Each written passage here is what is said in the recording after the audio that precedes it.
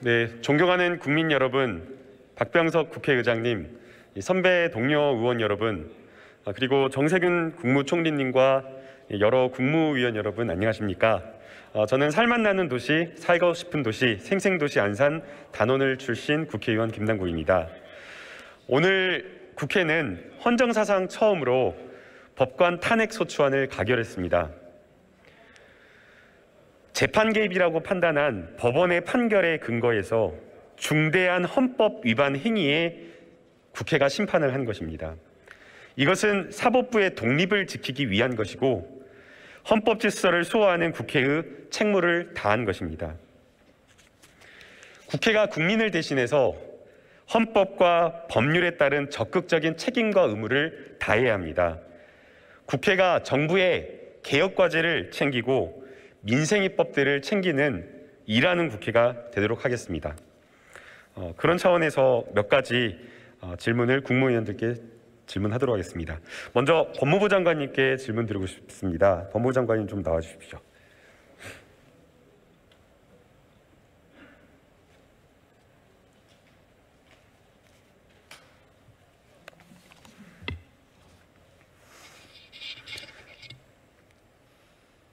네, 장관님 우선 축하드립니다. 네, 뭐 취임하시고 나서 굉장히 많은 일들이 해야 할 일이 많아서 정신없이 바쁘실 텐데요. 장관님 민정비서관으로도 과거에 근무하셨었고 또 문재인 민정수석을 또 이렇게 노무현 정부에서 이렇게 모시면서 여러 이제 검찰 개혁에 대한 많은 고민과 여러 이제 개혁에 대한 의지를 좀 가지고 있으실 것으로 생각이 되는데요. 다시 한번 좀 장관으로서 검찰 개혁에 대한 의지를 조금 한번 국민들께 이야기해 주시면 좋을 것 같습니다. 네, 이미 문재인 정부 들어와서 검찰 개혁의 큰 골조는 상당 부분 만들어졌습니다. 의원님 잘 알다시피 공수처가 이제 발족을 했고요. 이제 공수처 검사들, 수사관들 인선이 끝나면 조만간 사실상의 수사를 개시할 수 있게 될 겁니다. 올 1월 1일부터는 아시다시피 검경 수사권 조정에 따른 수사권 개혁이 시행이 됐습니다.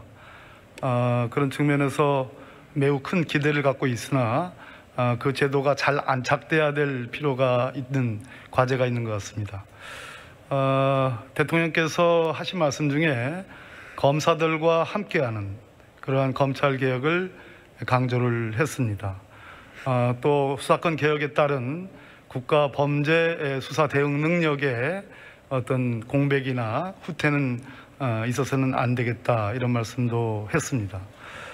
저는 검찰 개혁이 이제 마무리 투수로서 말 그대로 제도를 잘 안착시키고 궁극적으로는 검사들이 변해야 된다. 검사들이 변하기 위해서는 검사들이 취급하는 업무의 성격이 변해야 된다는 그런 생각을 갖고 있습니다. 그래서 최종적으로 결국 인권보호 적법 절차를 통해서 검사들이 인권보호관, 사법통제관으로서 역할을 제대로 하는 것이 검찰개혁의 마지막이 아닌가 그런 생각을 해봅니다. 네, 대통령께서 강조하신 검사들과 함께하는 검찰 개혁이 되어야 된다.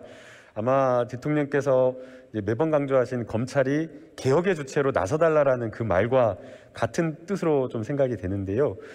검사들과 함께하는 검찰 개혁을 어떻게 좀 구체적으로 장관으로서 법무부 장관으로서 생각하고 계신지 좀 구체적인 이야기를 좀. 우리 검찰이 정의를 얘기합니다. 상당 부분 지난 반세기 이상 우리 검찰 제도가 국가의 중요한 기능으로 작용하면서 공도 많았습니다. 그러나 몇몇 사건들에 있어서 과를 비판하는 국민들의 여론이 비등했고 그것이 지난 20년 동안 검찰개혁이라는 대통령 선거 때마다 주요한 여야를 막론하고 대통령 후보들의 공약이었습니다. 그런 측면에서 궁극적으로 우리 검사들이 바뀌어야 된다. 그 바뀌기 위해서는 저는 아까 말씀드린 인권보호와 적법 절차, 마지막으로는 법무부 장관이 직접 현장에 나가서 검사들과 소통함으로써 설득이 쉽지는 않다고 생각합니다. 그러나 대통령께도 드릴 말씀인데요. 이해를 시키는 차원에서 시작을 해보려 합니다. 네, 많은 국민들이 검찰 개혁을 그렇게 오랫동안 세게 해오는데도 검찰은 여전하다, 바뀌지 않는다라는 그런 이야기를 좀 많이 하는 것 같습니다. 그래서 정말 검찰 개혁이라고 하는 것이 단순히 제도적 개혁에 그치는 것이 아니라 검찰 조직 문화가 바뀌어야 되고 사람이 바뀌어야 되고 검사들 생각, 수사관들 생각이 바뀌면서 검찰 전반적인 문화가 바뀌어야 된다라고 생각이 드는데요. 이제 그 중에 여러 가지 것들이 있겠지만 또 하나 중요한 것이 인사라고 생각이 됩니다. 언론에서 굉장히 많은 그 인사와 관련된 보도가 쏟아지고 있는데 장관님 기사 보셨나요? 네, 아무래도 예. 왜 이렇게 그 언론에서 이 인사와 관련된 부분에 관심을 갖는 거라고 생각하시나요? 그건 검찰만의 특수성은 아니라고 보여지고요. 우리나라 모든 국가기관, 공공기관의 공직자들이 당연히 인사에 신경을 쓰는 건 당연하고요. 다만 검찰 인사와 관련해서는 과거 많은 빛과 그림자가 있었습니다. 참여정부 때 도입된 검찰총장의 의견을 들어 검사들의 보직을 법무부장에 제청하고 대통령께서 최종적인 인사를 하는 데 있어서 그 검찰총장의 의견을 듣는다라는 그러한 의미에 대해서 말 그대로 정말 아전인수적인 그런 해석들이 있었습니다. 지금 우리 정부에 들어서서도 정말 몇 차례의 검찰 인사가 있었습니다. 처음에 박상기 장관님부터 시작해서 조국 장관님, 또 추미애 장관님 여러 차례의 인사가 있었는데 나름대로 어떤 원칙과 기준을 갖고서 인사를 해왔습니다. 반대로 검찰 내부에서는 특히 윤석열 검찰총장이 취임하고 나서 인사에 대한 반발이 심했습니다.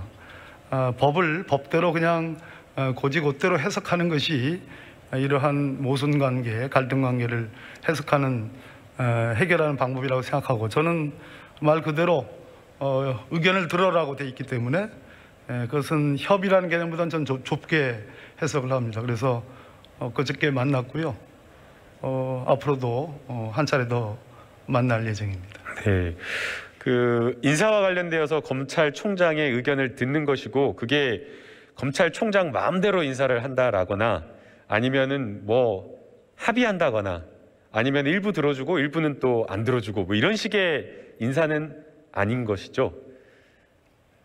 네, 의견을 들어라는 부분에 있어서 확실하게 법무부와 검찰 사이에서 장관과 총장 사이에서 이견이 있는 것은 맞는 것 같습니다. 그러나 궁극적으로 제청 권자는 법무부 장관이기 때문에 저는 법문에 충실하려 합니다. 예, 검사에 대한 인사는 분명하게 제청권을 법무부 장관이 가지고 있고 대통령이 인사를 하시는 것이기 때문에 그 점 반드시 잊지 말아야 된다고 생각이 듭니다. 이번 인사의 그 기준과 원칙이 결국 검찰 개혁의 방향 그리고 검찰이 나아가야 될 미래상을 저는 그린다고 봅니다. 거기에 대한 법무부 장관님의 원칙 간단하게 좀 말씀해 주십시오. 제가 대통령님으로부터 부여받은 사명은 검찰 개혁이었습니다. 인사도 그 검찰 개혁이라는 법무부 장관 지명에 대통령의 뜻을 구현하는 좋은 수단이라고 생각합니다. 아까 마무리 투수로서 검찰 개혁의 내용에 대해서 인권 보호, 적법 절차 그리고 방법으로서 소통을 말씀드렸는데요.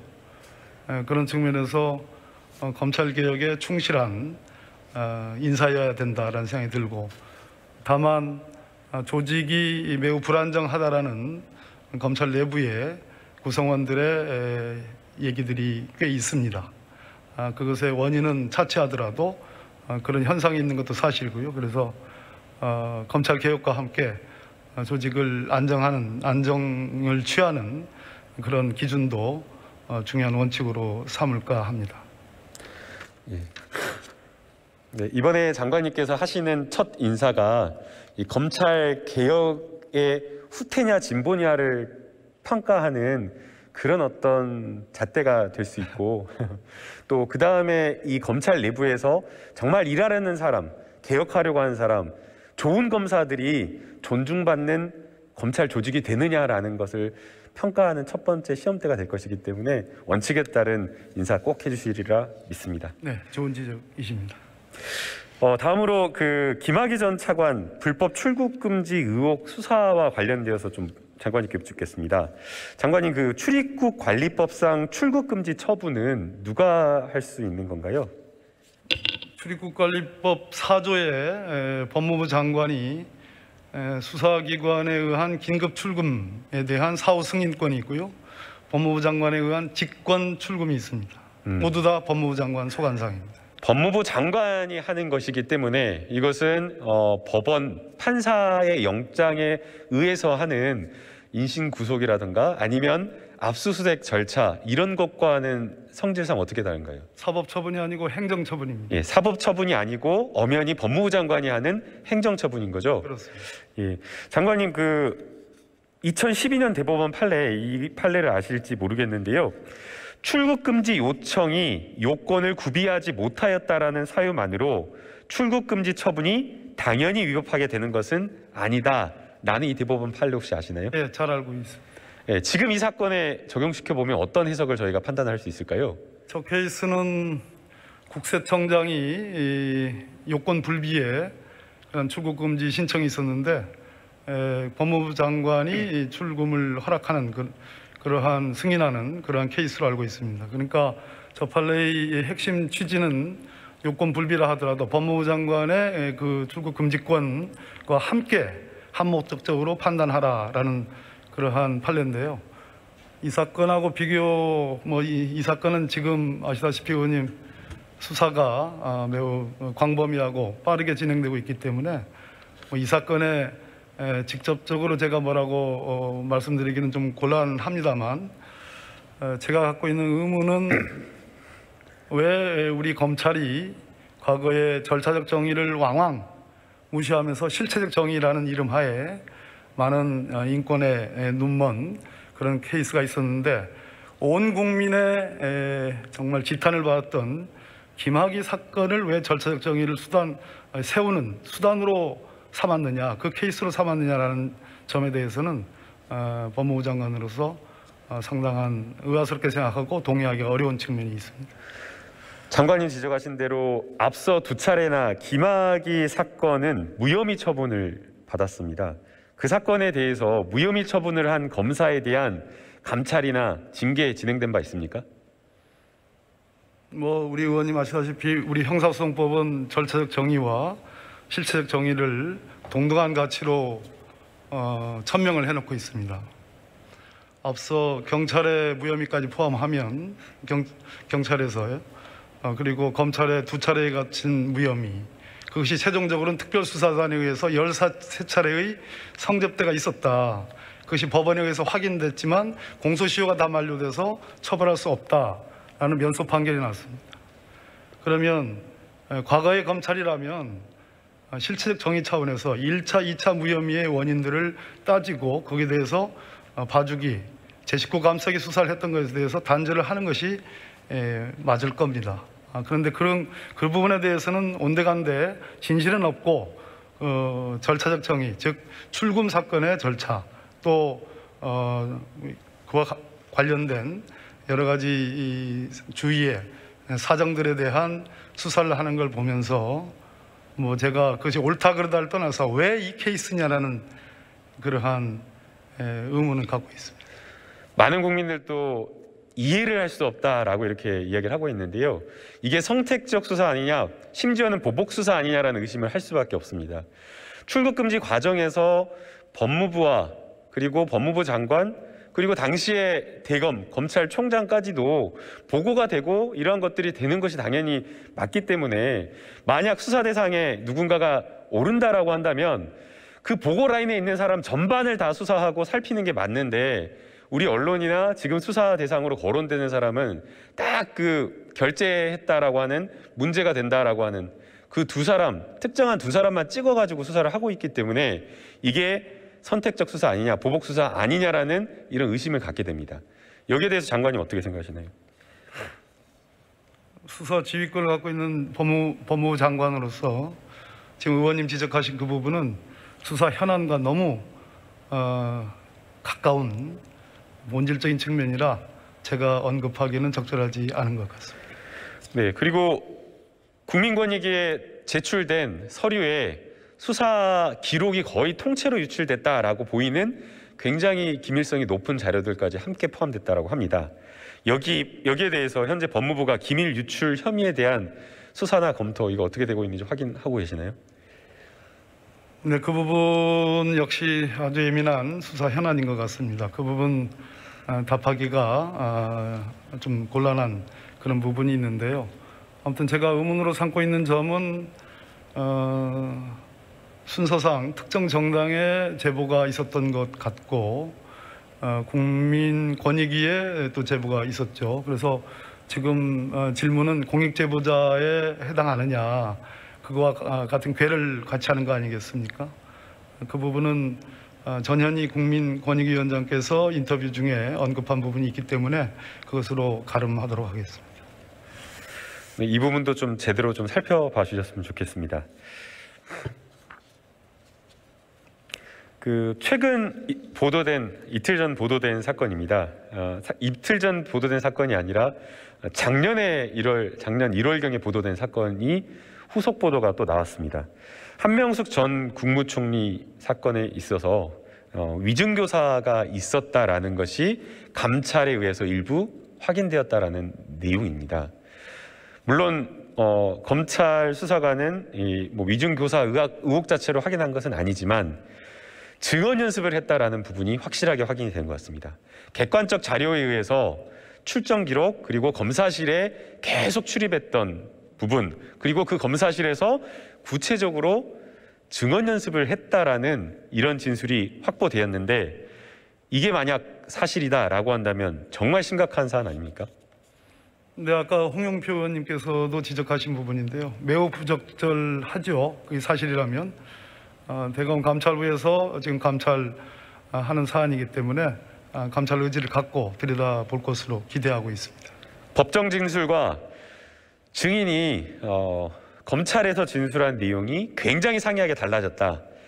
검찰에서는 전혀 모른다고 진술했다가 법정에 가서 굉장히 새로운 사실들을 구체적으로 진술을 했다.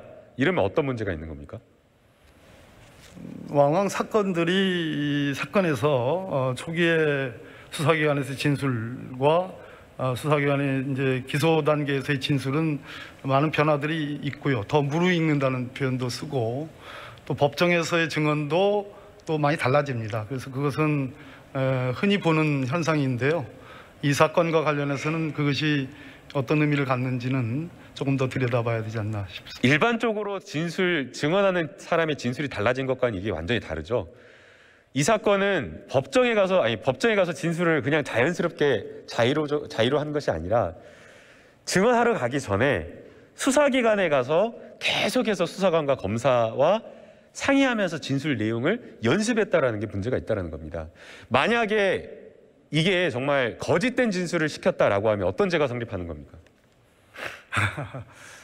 법원의 무죄 판결 중에 왕왕 저도 뭐 그렇게 쓴 경우도 있습니다만 초기 진술과 점점 사건 수사를 진행하면서 진술이 구체화되고 명확화되고 법정에 와서는 또 달라지고 하는 것들을 진술의 일관성을 잃었다 해서 그 진술의 신빙성을 배척해서 무죄가 되는 경우도 왕왕 있습니다. 그런데 이 사건에 그것을 대입을 해야 되는 사건인지는 너무 구체적이어서 제가 좀 답변하기는 좀 곤란합니다. 이 사건 어떤 범죄 혐의로 고소 고발된지 아십니까? 예, 물론 어떤 범죄로 고소 고발됐죠?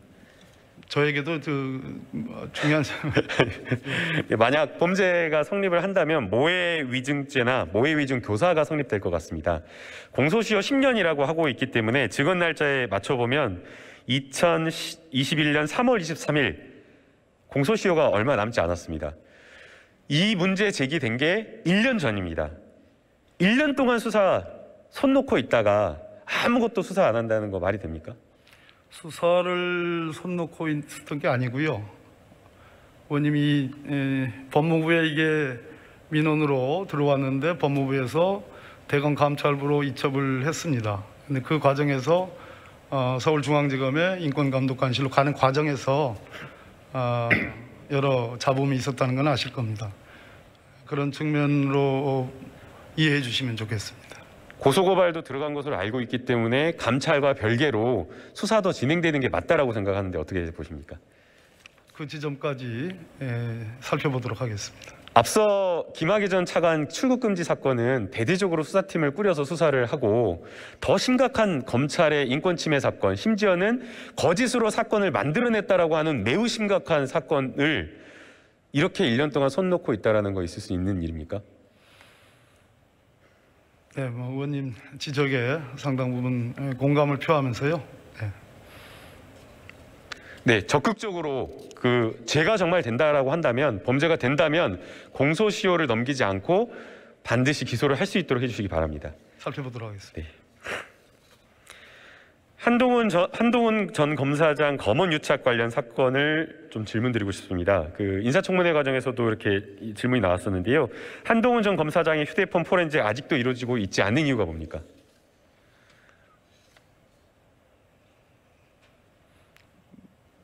대단히 예민하고 중요한 사건입니다.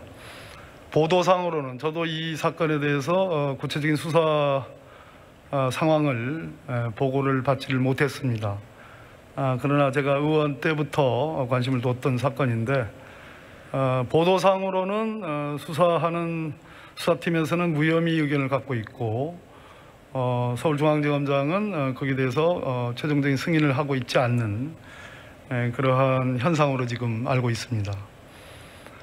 아까 제가 말씀드렸듯이 절차적 정의와 실체적 정의라는 사이에서 차이가 있지 않습니까? 그런데 실체적 정의가 영원할 수도 없는 것이고 또 절차적 정의를 이유로 들어서 실체적 정의를 무제한적으로 배척하기도 어려운 것이 현실 아니겠습니까? 경우에 따라서는 특별한 사정이 있는 경우에 실체적 정의를 끝까지 파악하는 그것도 매우 중요한 일이고 우리 검찰은 과거에 무한대의 수사라는 이름으로 절차적 정의를 희생시켜가면서 실체적 정의라는 정의 관철이라는 이름으로 수년간 수사한 사례는 지금도 과거에도 수없이 많이 있어 왔습니다. 저는 이 사건은 포렌식이라는 지금 수사 현안 그리고 첨단 과학 수사 기법이 지금 대두되는 문제인데요. 저는 이 부분에 대해서 제가 알기로는 상당한 정도로 포렌식 기법이 발전돼 있고 그 발전된 기법 하에 조치가 있는 것으로 그렇게 알고 있습니다. 예, 실제 이 아이폰 잠금 해제를 한다라고 하는 셀레브라이트 홈페이지를 가서 확인해 보니까 아이폰 11도 잠금이 해제된다라고 합니다. 이 부분에 대해서 기술적인 부분 확인된 바가 있을까요? 의원님 때문에 제가 알게 된 겁니다. 유일한 증거물이 아이폰을 보지 않고 불기소 처분을 한다고 하는 것은 불완전한 제대로 되지 않은 수사 결론을 내리는 거기 때문에 이 수사도 장관님께서 확실하게 좀 꼼꼼하게 챙겨주시길 바랍니다. 예, 그러도록 하겠습니다.